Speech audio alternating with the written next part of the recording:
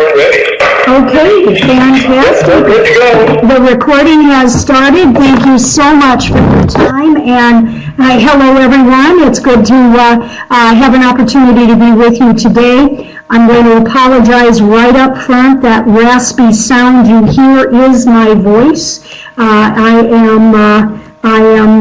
think, getting over the trailing edge of a summer cold. So my apologies for my raspy voice and my occasional use of a lozenge during this time together. So I want to talk tonight about fund development, and I'm going to try to give you an optimistic viewpoint of why it's critically important that we look at fund development as an opportunity to engage and bring resources to our organization, but more importantly, or as importantly, and I believe even more importantly, it also is an opportunity for us to really tell the story of the organization and tell the story about how important it is for the hospital to be part of a vibrant community. You have indicated you want to be identified as an independent hospital system that is in charge of your fate. And in order to do that, we must be able to leverage community engagement in the most effective way. I wanted to just let you know that this is part of the four-part series. This is session 3. We will be having a capstone session next month, but we are going to talk specifically about fund development today. And I don't want to, as I think about it, it's all about community. It's everything that we need to know. And we know that we are living in a different, I apologize, I'm going the wrong direction. That was my finger off target here. It's a new age today. There was a time, probably about 15 or 20 years ago, when the typical margins for a hospital, a community hospital, could be as much as 9 to 12% of revenue over expense. Now we see those revenue successes, if we hit that 1% or 2% mark of revenue over expense. And so we need to be leveraging. 20 years ago, hospitals didn't develop robust fund development strategies because they really didn't need to, other than for capital expenditure. And so we really want to be understanding that this is a different time and it requires a different approach. We also want to make sure that philanthropy is really a part of history of all charitable endeavors, and your hospital delivery system is a charity and part of a charitable endeavor. And so we want to understand that this is what we're seeking to do is not something that is different or provocative or so new as to be difficult to implement. We do have proven realities and strategies to make this work. We're really asking people to join me in mission. Join us in mission as we move the organization forward. And we want to understand that the most beneficial outcome of an effective fund development strategy is that we're building affinity with at multiple levels throughout our community. We really want deep partnerships with our business community, our community citizens, our economic vitality depends on those relationships. And fund development is one way to start the conversation. And that's why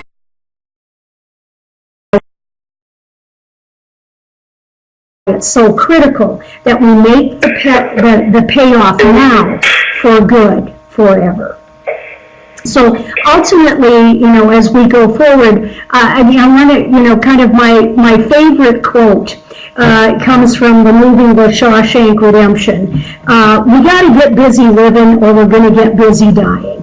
And communities that are vibrant and moving forward are taking advantage of new opportunities and really framing opportunities to move the ball forward, and this is one of those critical elements that is available to us. It is achievable, and we just simply need to move the ball and move the ball as quickly as we can. We are all in this together as a community, and as a community, we can move the ball forward. So what's the role of the board in making sure that we have a fund development initiation and can move the ball forward in an effective way? First and foremost, we need to embrace that fund development is part of how we move a community hospital forward. It is a critical, important element of sustaining success organizationally. And we need to embrace that, get excited about that, overcome some of the trepidation that we have. I hear so often board members say to me, I don't feel comfortable asking people for money. And I always remind them, you're not asking people for money. You're asking them to join you in a mission you believe in. And that's why if you embrace it as board, as individual board members, it will create an excitement and a synergy and embrace the next steps that are necessary to make a fund development strategy actually work. Attitude is absolutely 90% of fundraising success. We also have to invest. We have to commit some human and financial capital to this effort. And it doesn't need to be huge. It doesn't need to be full-time dedicated staff, but it needs to be someone who has a dedicated function, some human capital that is dedicated to the work of moving the ball forward and creating some opportunity for investment into the fund development strategy and making those relationships move forward over time.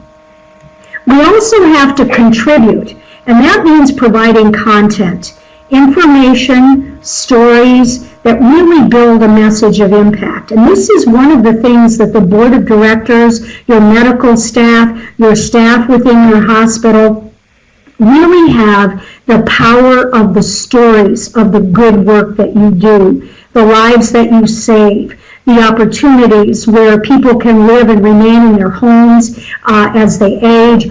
All of those incredible stories that are a part of the work that you do that creates an opportunity for the citizens in your community. And contributing to those stories, helping the leaders of your organization have those stories at their fingertips, encourage people to share those stories is part of what creates that sustainability that is necessary for you to be successful in drawing resources into your organization to meet those special event needs and special activity needs. You have to advance the work by engaging people to partner in the cause. And that means simply just opening doors. I tell board members all the time, I said, all you need to do is open the door, say hello, and introduce that fund development person, the person who's carrying the charge for the organization, and let that relationship naturally evolve.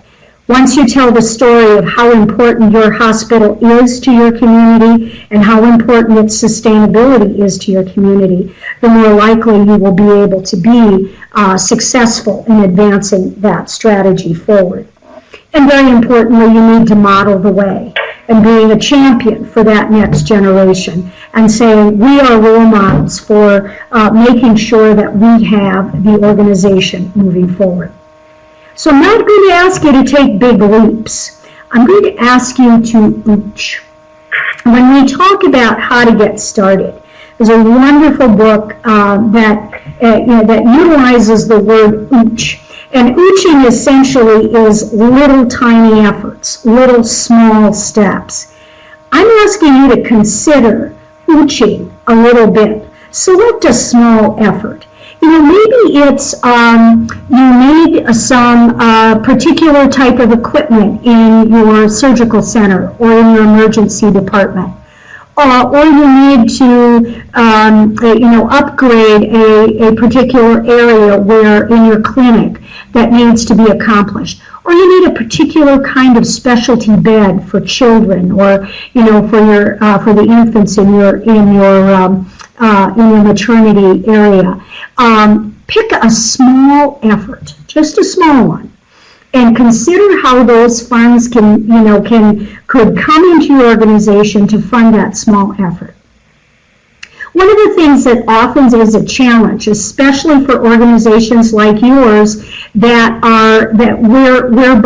if those funds come into your financial systems, act sometimes counter to what you want to accomplish with your cost reporting and other kinds of elements. Consider finding a partner, someone, and there's an alert. You can really partner for this. Find a community foundation in your region and create a relationship with them to hold funds in a donor-advised fund for you. These are wonderful opportunities. Community foundations are all across our nation and all across Minnesota and South Dakota. I see them often, and often what I recommend is when you're in this ooching phase, it's really nice to have a partner to say, we're going to make that check payable to the donor-advised fund called Blue Earth Hospital, and sending it then to a community foundation. So those funds do not come into your organization uniquely as revenue, but come in a block for a particular granted purpose. It really makes ooching easy if you're not having to completely transform all of your a complete fund development vehicle because you're not ready for that yet. That's okay. Just go ahead and start small with a partnering organization that can hold those resources for specific high-level use. But then you need to build a case for support, essentially a short written statement about how are these resources going to help your hospital? How does it help to make sure we have services and resources in our communities? One of the areas that I often find the community hospitals that I work with, one of the areas where they often fundraise first for is for emergency services or enhancement of emergency services supplies, materials, equipment that are needed when those ambulance drivers are out on the road helping and supporting and bringing a patient to us who might be a part of a trauma. So think about those kinds of things and build a case for support about how that helps our community be a better community and how it creates a successful patient experience as patients come forward into your hospital. And then you need to simply execute for success. And there are wonderful, very, very core level tools to do that. If I've got a $10,000 goal, how do I move forward, and who would I want to have conversation with to help me to move that? And there are lots of resources available. A partnership with a community foundation can often bring in another resource, another skilled strategist to help with fund development. If you don't have a lot of experience or elements within your current staff, you can often provide and get technical assistance for that effort to execute on your plan and provide the leadership to execute, and then celebrate, celebrate, celebrate. Now, when we think about that, it's like, okay, $10,000, we could probably squeeze that out somewhere else. Doing a fund development campaign for a small ooching like that seems like a lot of work for a little. But think about what you get that isn't money. What you get that isn't money is engagement in your community.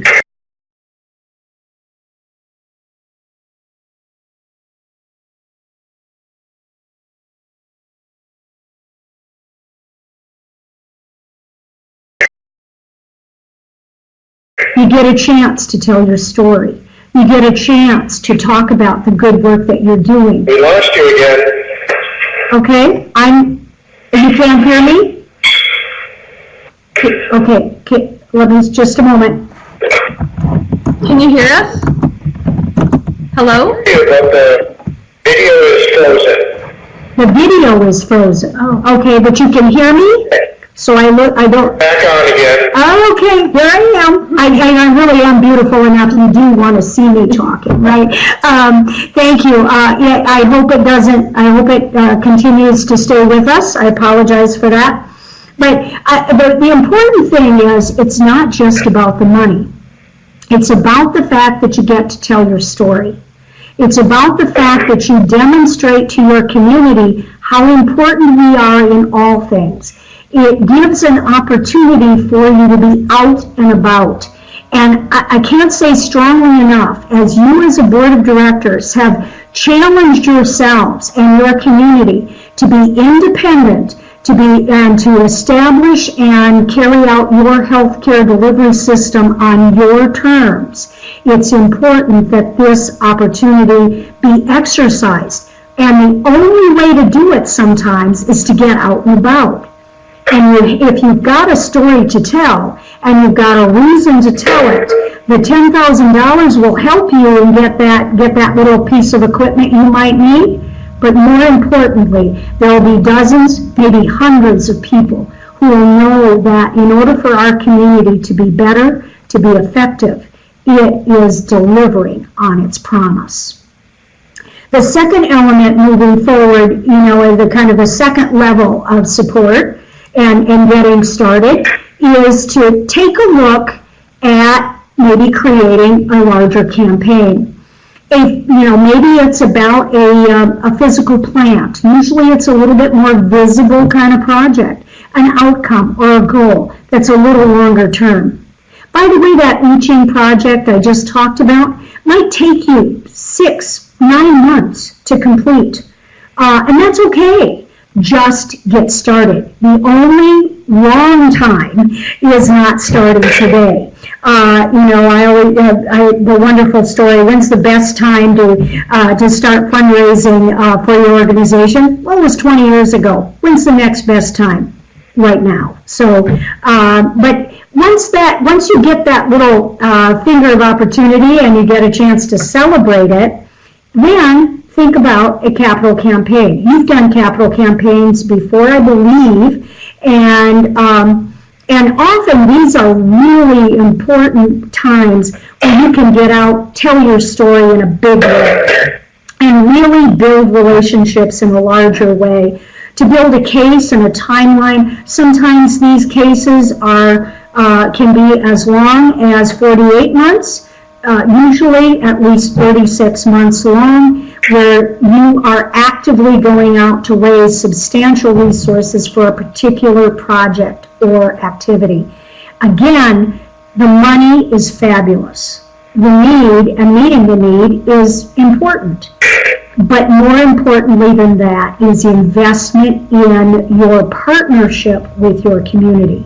If you don't do a campaign, you never have a reason to go out and tell people your story. But if you're doing a campaign and are drawing funds to you, you then are creating an environment where you have a reason to go out and tell your story. You have a reason to go out and make the case. You have a reason to go out and show the examples of how having a hospital in the community is the difference between a vibrant community and a dying community. A vibrant community actively engages in its work, actively engages the community in joining with the hospital in the delivery of that work, and then make sure that you execute on that and celebrate, celebrate, celebrate. Very importantly, and this is again a longer time out, but I always say now's the best time, and here's that opportunity to partner again, and that is to endow. Think about ways you can build a partner vehicle that could help you put an endowment in place.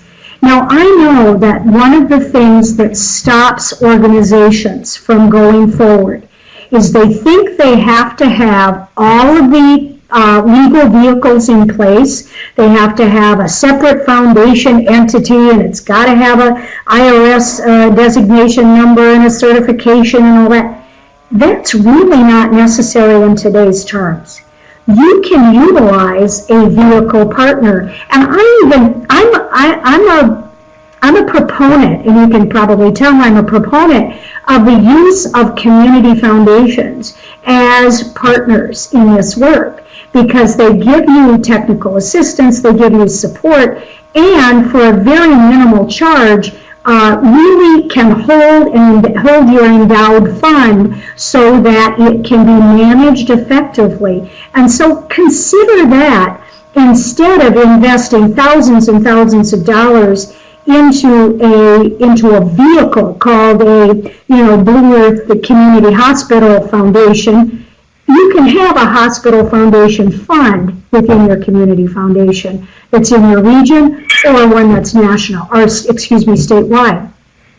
So think about that and get the vehicle up and running, and then when you're lucky enough and tenacious enough, and it gets to be $10 million, well, then you can have a conversation with that community foundation about potentially rolling it over into your into a foundation element for yourself. I'm one of those believers. It used to be you had to have about $5 million in an endowment to be able to sustain a foundation vehicle. Now it's about 10, because it just takes that much to offset the cost.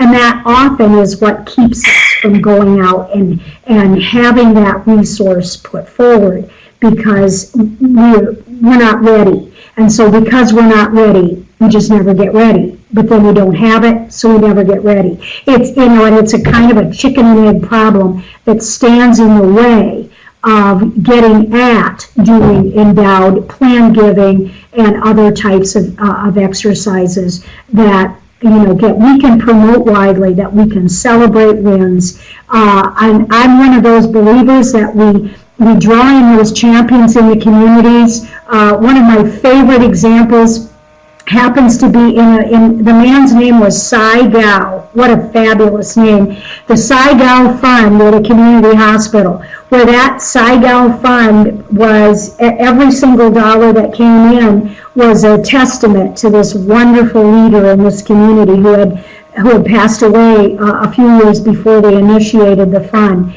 And all in the memory and all of to honor the contribution that this founder had made to their community hospital. Fabulous experience, fabulous program, and it allowed for an opportunity to tell the story. And what I want to share, if you take nothing away from this time together, is that the purpose of fundraising is also the opportunity to tell your story. And sometimes that's more powerful and that's a greater benefit than the dollars themselves.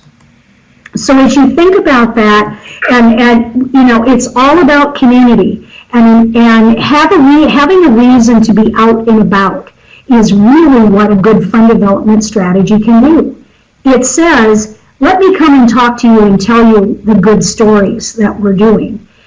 Because we are in a new age of fundraising, or a new age of hospital administration and hospital vitality and sustainability.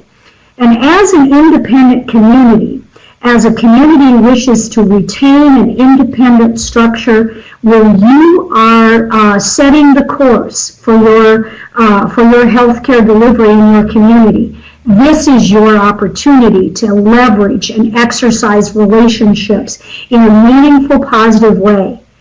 Raising the money is important and positive, and I believe an appropriate activity for your hospital to engage in.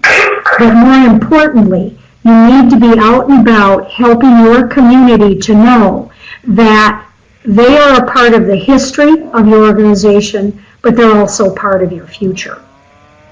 Very importantly, when we ask people to join with us, we are asking them to join with us in mission.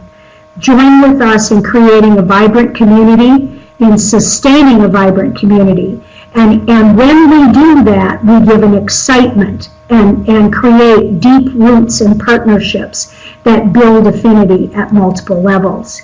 And ultimately, that gift pays off for good, forever, and creates that next generation.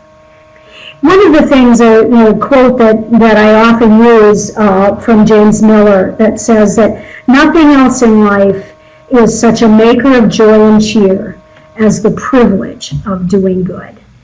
And giving your community the opportunity to do good, giving your community members an opportunity to join with you in implementation and mission creates affinity and partnerships when they come to your hospital and healthcare services for their care, when they are a part of your community and see the importance of the hospital as part of sustaining a vibrant community. This is their opportunity to feel the joy of partnership and engagement with you.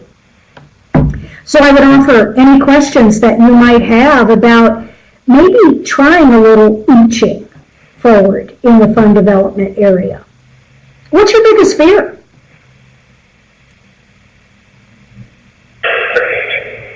What's our biggest fear about going forward and doing something? Rejection. Oh my goodness, there is no such thing as rejection. Here's my favorite foundation executive quote. She says, when you get to the point and you ask someone to join you in mission, and when I ask someone, I'll put it in her terms, when I ask someone to join me in mission and they tell me no, that just means not yet. And she also goes on to say that when we get to that point of asking someone to join in mission, you've already created a dynamic relationship. It doesn't matter what the answer is. The relationship is there. And she also goes on to remind me very, very succinctly, no just simply means not yet. Any other questions for Margaret before we wrap up here?